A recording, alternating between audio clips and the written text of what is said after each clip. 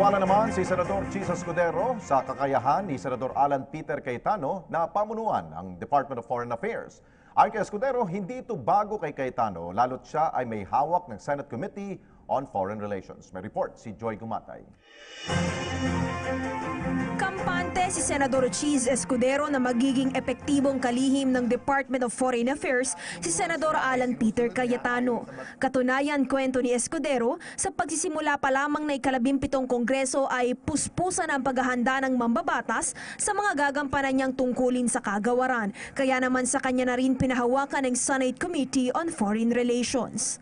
Yung imahe ng ating bansa, sinimulan niya na nung siya nag-appear sa United Nations Commission on Human Rights at sana patuloy niya mabigyang linaw at may paliwanag ang kalagayan at sitwasyon sa ating bansa, partikular sa issue ng EJK at human rights. Naniniwala naman ang mambabatas na hindi tuluyang magagampanan ni Cayetano ang pagiging DFA Secretary kung mananatili pa siya sa Senado. Kaya naman hanggat hindi pa naaprubahan ng Commission on Appointments ang pagkatalaga sa kanya, pinayuhan niya itong kilalanin muna ang mga empleyado ng kagawaran na magiging katuwang niya sa paglilingkod sa taong bayan sa larangan ng Foreign Affairs.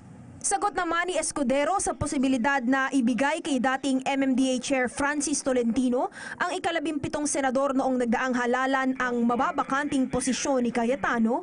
Hindi pwedeng maupo yung ika-13 dahil talo siya.